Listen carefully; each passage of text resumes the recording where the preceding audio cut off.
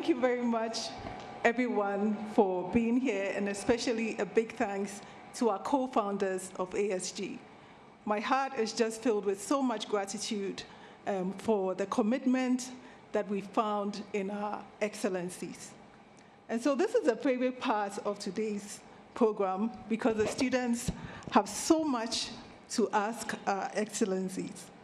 And so without wasting much time, I'd like to call to the stage our first co-founder, His Excellency Haile Mariam Desalegn.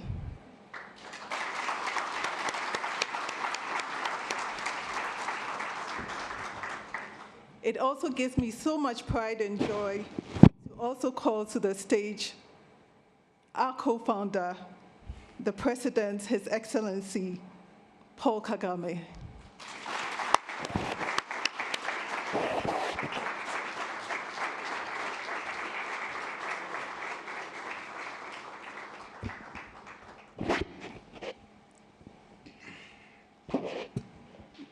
Your Excellencies, all week we've been interacting with our students, and they've talked a lot about what their vision is. They've talked about their goals, they've talked about their aspirations, and I must tell both of you that many of them want to become presidents. They are welcome too. Yes, but we also want to set the stage for today's discussion. You must have thought about something deep down within you before this became a reality. I'd like to start first with President Paul Kagame. Can you tell us how this journey started for you?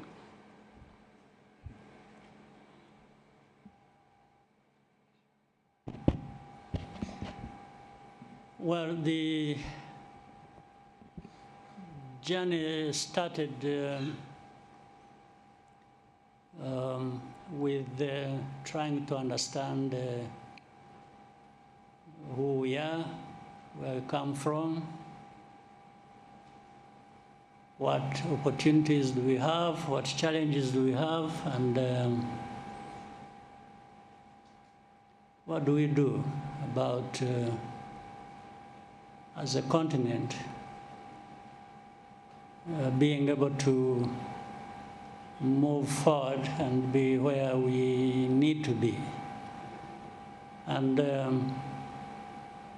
with also the understanding that our continent, Africa, has everything, in my view, to stand shoulder to shoulder with other continents in the world. But at the same time, we look around, we find there's one thing missing here or there, and in fact, what dominates the scene is that Africa is always an afterthought for people when it comes to putting value where it belongs, talking about people of the different parts of the world. And so, why? We have to ask ourselves this question. And maybe we have been asking ourselves this question for a long time. But what is the problem then, that we remain in a place where many questions are raised about us? In terms of really not being who we should be or being where we should be. So the idea then came up that maybe we need to do a lot of introspection, but also especially look to the young people who are our future, and see whether there is anything that can be done for them to do things better than we have done, and overcome those challenges that have been really crippling in a sense that Africa cannot just remain where it is. We need to move forward. We need to progress like many other parts of the world who were at our level of development or even behind us, but now they are so far ahead of us. So what happened to us? What happened to the continent? What happens to Africa? So if we can have an institution like this, maybe so that people do some soul searching and trying to figure out what is it that we can do to move forward. That's how the journey has been. And let me thank you for, first of all, being here yourself and moderating this, but also thank the co-founder that these ideas were commonly affecting us in terms of how do we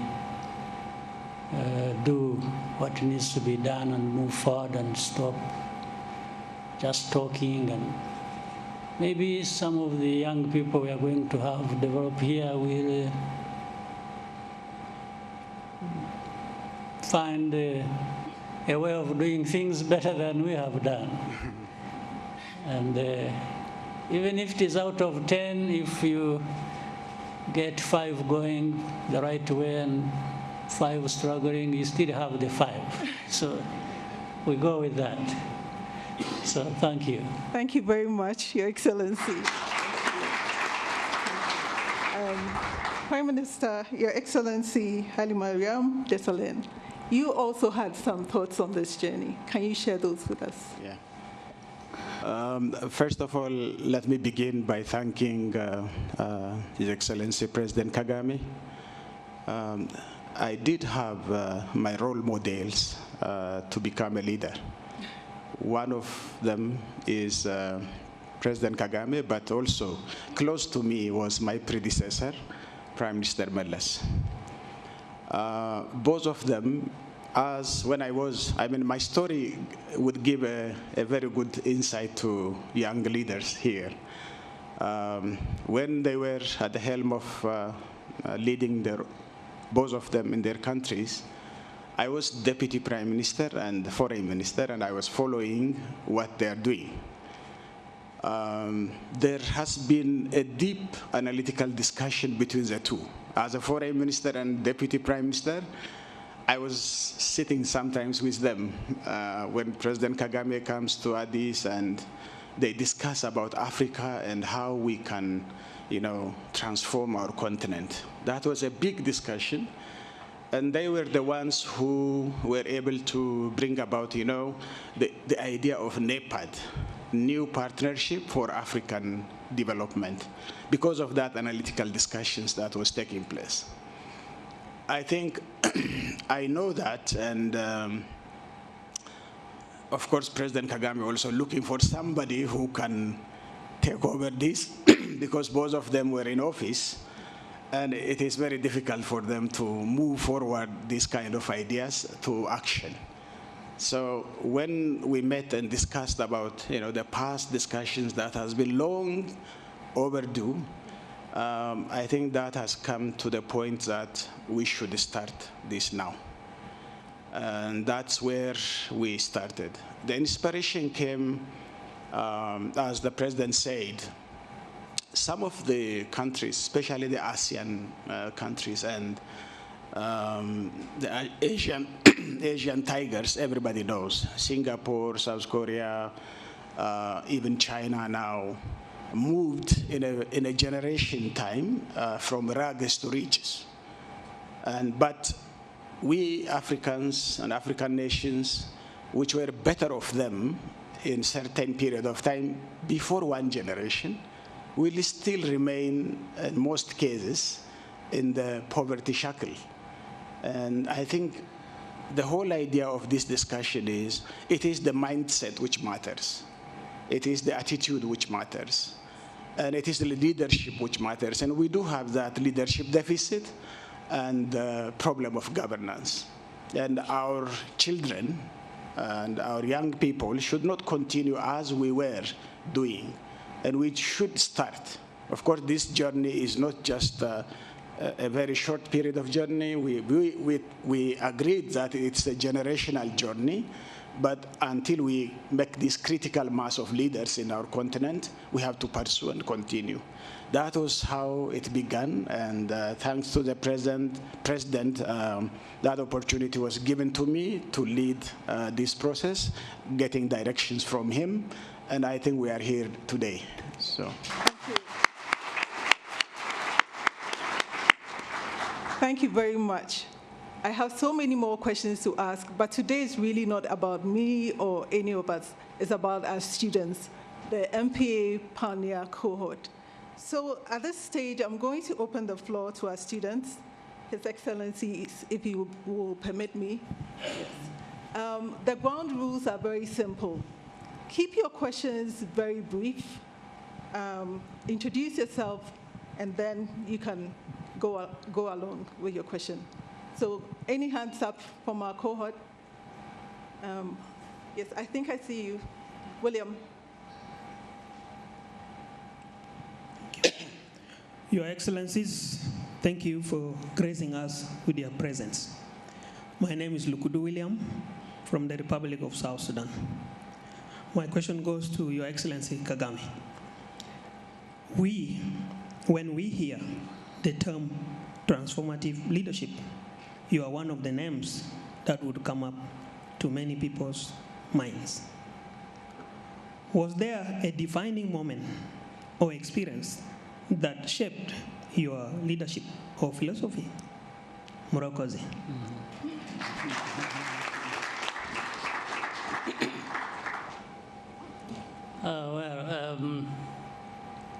There will always be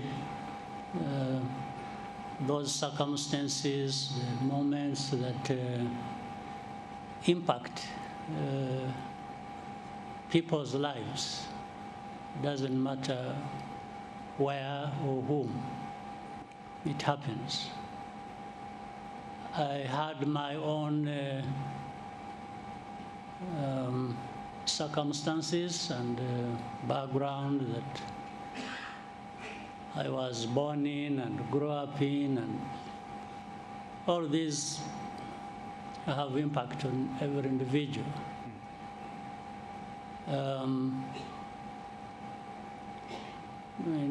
Briefly, let me try to cut the wrong story. My life story is very long. I try to cut it short. Born here in Rwanda, the family becomes refugee. When I was 4 years old, I grew up in a refugee camp, 20 years, and then other difficult circumstances after that. Yeah, so every moment had impact on me, and at a personal level, I think one has to make a choice, decide.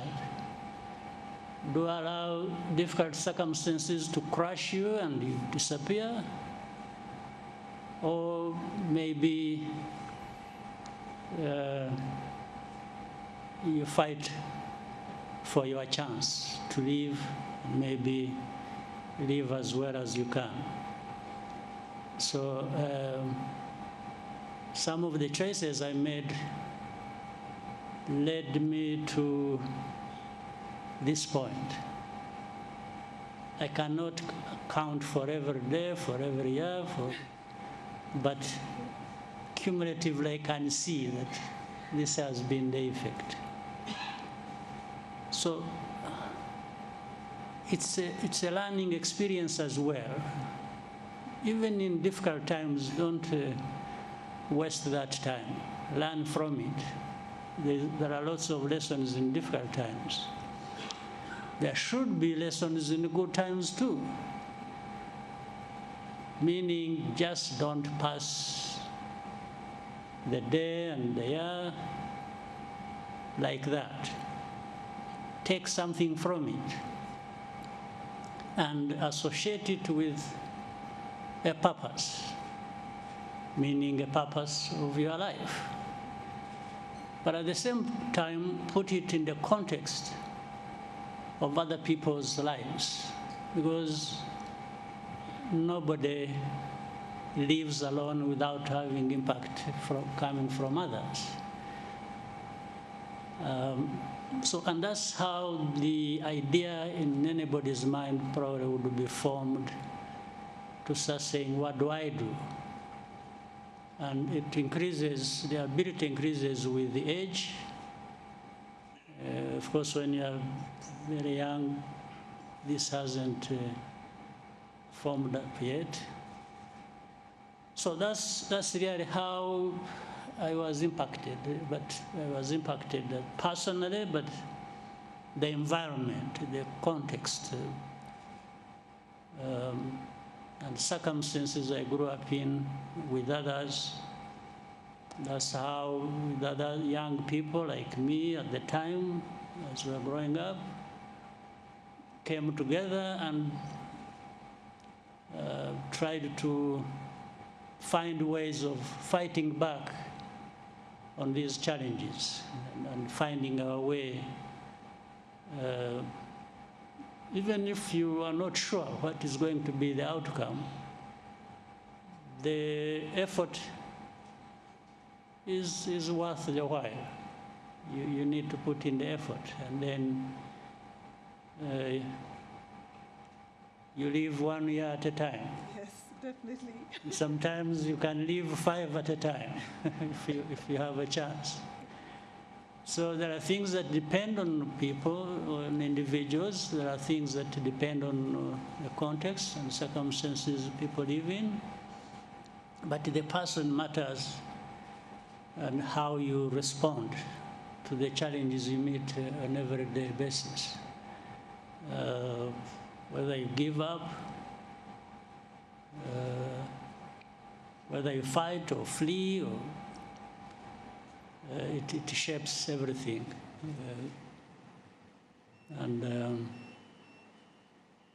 Yeah, that's as much as I can give you today. Thank you so much. Thank you so much, Your Excellency. This is truly a master class in leadership, and I hope our students are taking note. We'll set questions for you. All right. Thank you very much, Your Excellency. So any more questions? I still think there are some more hands up. Lady in white? Yes. Thank you very much, Your Excellencies. My name is Chido Chashe Ngube. I'm from Zimbabwe, and I'm a proud member of this pioneer cohort. Your Excellency, Prime Minister Desalegn, in your own journey as a transformative leader, what part of leadership have you found most unexpectedly difficult? Thank you.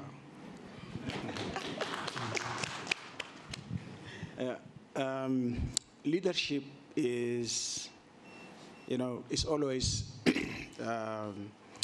accompanied by challenges. When you address those challenges, I think you get progress. So my difficult moments were how to lead the elites in the party. That I say because, we do have a problem. Our farmers do not have much a problem. And our informal sector actors, they are not so much a problem. Mainly our problem in Africa, and specifically in my own case, comes from the elite. There is a struggle between selfless leadership and commitment and elite capture. So I think that struggle, sometimes it's daunting and very daunting challenge. And if you win, you progress. If you don't, then you take the country back. So I think this was one of the daunting challenges. It is also related to, in Africa, as you said, we are a very diverse continent. And even within each African country, you do have ethnicity, religion, the age diversity, the gender issues. Everything has its own meaning. And especially in my own country, which I always tell to other African countries, I mean, of course, Rwanda also knows it very well, to take seriously the ethnic aspect of the politicization and mobilization. This is very dangerous. And it ended up, in war and fightings and all those things. And I think that was one of the basic things. The second one is standing still, becoming prisoner of the past. Some people, they are not flexible. The world is changing very fast. It's very dynamic, and you need to adapt to those kind of situations. But nonetheless, leaders become stagnant somewhere. And when they stand still, things doesn't move. And that happened in my case. Most of the leaders I worked with were with a communist background. And they continue to be communists while the globe has changed. And that was a daunting challenge, because it's an ideological issue and it's not easy to scrap from their minds. And I think when we talk about mindset, attitude, and all those things that need to be necessary for a transformative leader, we need to think about the ideology that underpins what we are doing. Yeah. And so I think that are the two major challenges I encountered. I can enumerate many, but the outstanding ones are, I might say, these ones. Thank you very much for being honest and sharing your most difficult moments with us. For those who wanted to be presidents, I'm not sure if you still want to be president. Okay. Your Excellencies, there are more questions, if I have your permission. Sure. Yes, I think there's a lady with a nice bun. Yes. Thank you. My name is Tariba Traore. I am a proud Pioneer Court member from Mali. Oh, yeah. My question is for President Kagame. Your Excellency, we, the young people, think about many things about the future. Employment, peace and security, natural resource management, so much more. My question is, what is that one pressing issue in Africa that keeps you awake at night? Thank you. Unfortunately, it is not just one. There are so many. But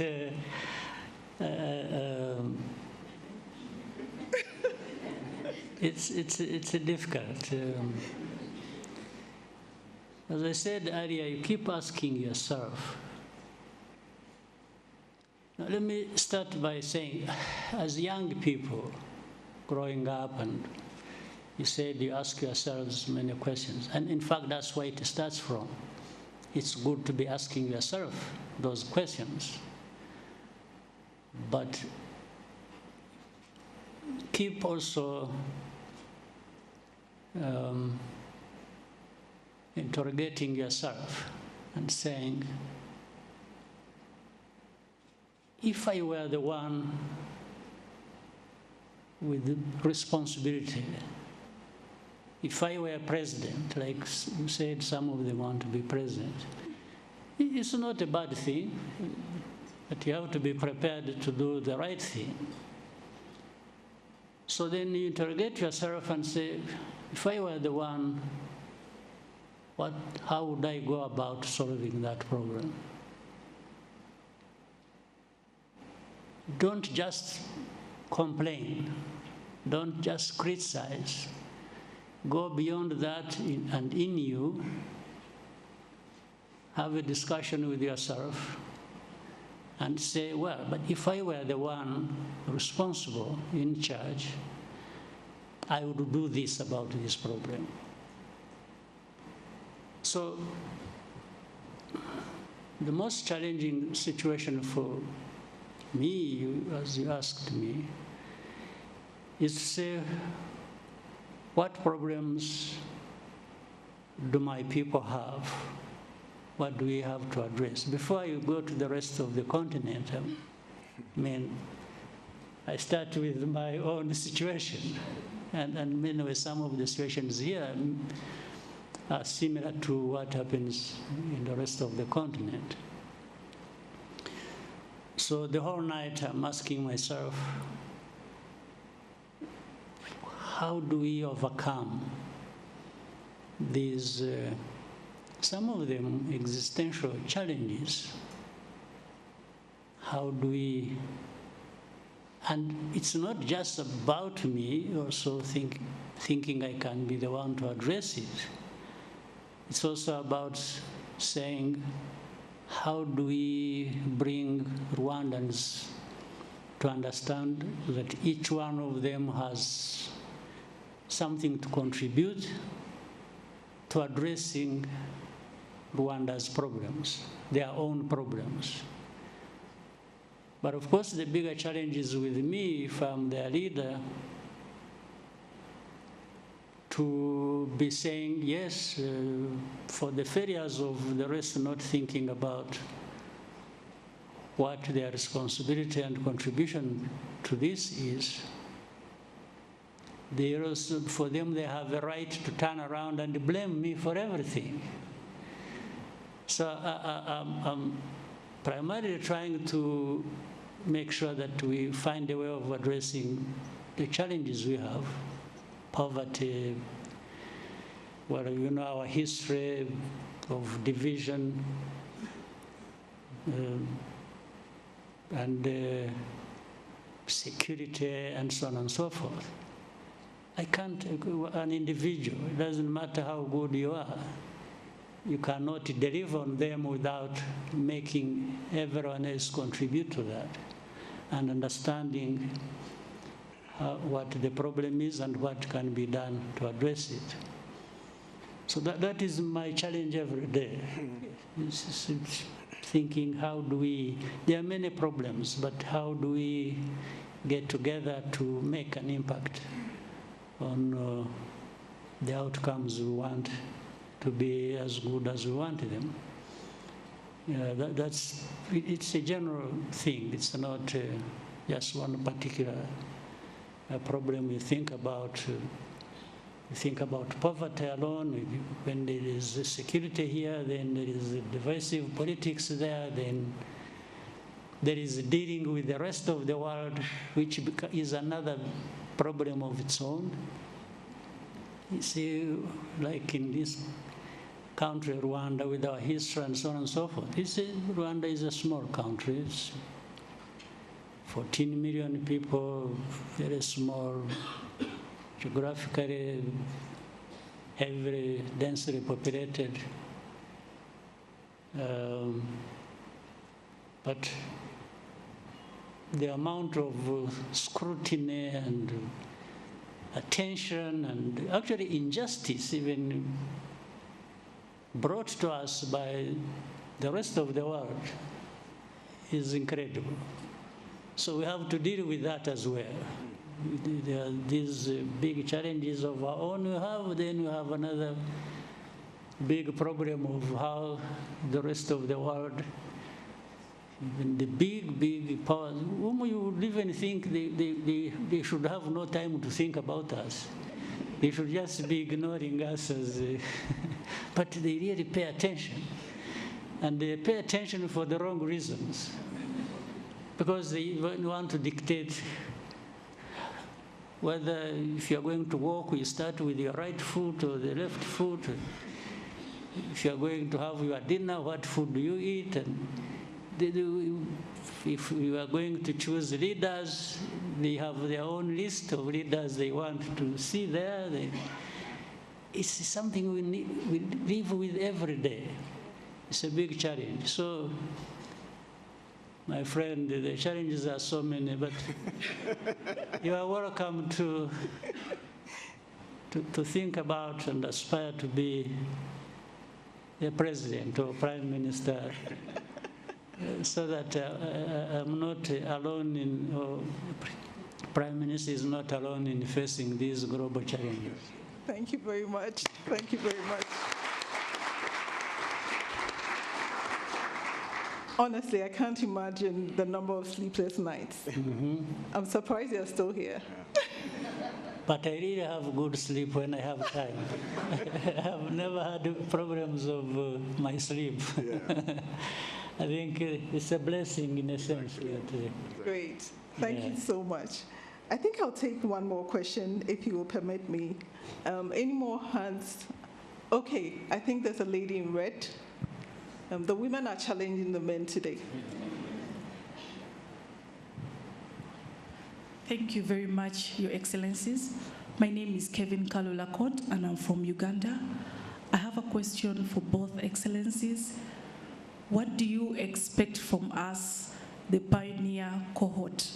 And what do you expect from us as the next generation of African leaders? Thank you.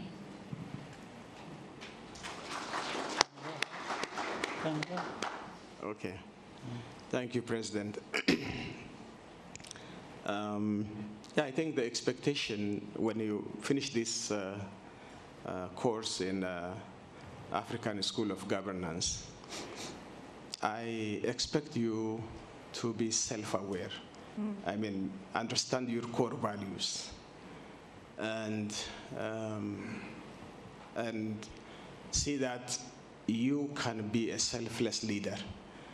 And our aim is to see this is my turn to eat, from this is my turn to eat to this is my turn to sacrifice.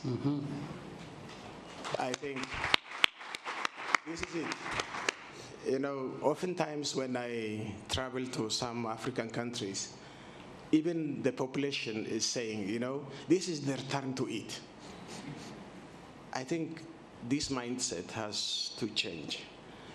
As leaders, we are here to sacrifice and pass through daunting challenges. When the president was saying, I was looking into, when you know that you are the ultimate person which gives the final decision on millions of people's life, that is a very difficult task. And that calls for, you know, somebody who has a clear direction, purpose, who understood his own calling properly, who has searched his soul properly. So I think the school is here to help you to search, but it's you who should be doing that. The school cannot do that. So I think the individuals are the ones who should know it. You should be compassionate. I think it's not just power and authority which matters. It is empowering others to unleash their full potential, to deliver on the cause is much more important. So I think I expect from this cohort, as the first cohort, I'm proud of you because you have chosen ASG. But ultimately, it's the beginning of a long journey where you will be also part of that journey. And I want to see at the end that we have selfless leaders who are committed to serve as a servant leaders, their own people. Thank you. Your Excellency, President. Well, I'll be short in this. What we expect of whether first cohort or any others that will come, and of the young people, is simply, let me treat it in reverse. When you are there, young people, what is your expectation about us? What is it? What do you want us to do vis-a-vis where you want to go or your needs? So by flipping it, you start wondering, put yourself in our positions and then start imagining that you will be the one addressing those problems. So you already have framed what we want of or from you. Yes, it's that responsibility, it's that journey you have to travel to be like leaders you are talking to, in a sense, or addressing the challenges they face in their responsibilities. So put yourself in that, always in that position, even when you are here. That's what I'm saying, doesn't matter what cohort. It's what are you here for? What is the purpose? And therefore, how do you translate? You are not here to just earn a degree or a second degree. There are many people who study, get as many degrees as they can. It's a good thing in itself.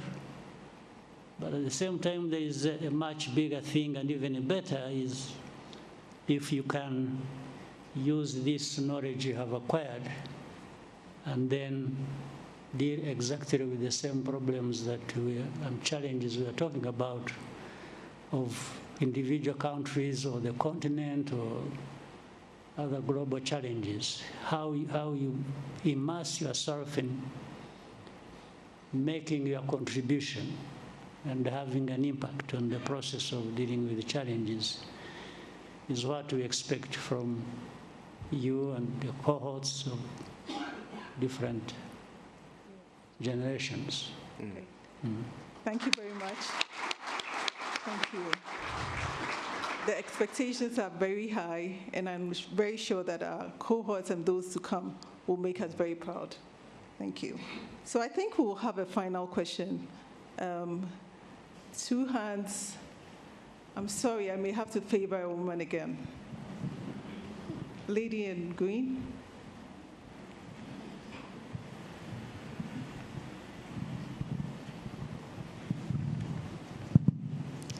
Excellencies, thank you for the opportunity. My name is Francisca Mujawasi. I'm an MPA pioneer from Rwanda and president of the Student Representative Council. Mine is not a question, but a heartfelt thank you to you, Excellencies, on behalf of the pioneer class. Together we commit to advance excellency, visionary and transformative leadership on the African continent. And we hope that we could expand this conversation in one or several other lectures with you, Excellencies, at the African School of Governance. Thank you. Anytime. Thank you very much. Thank you very much. Anytime.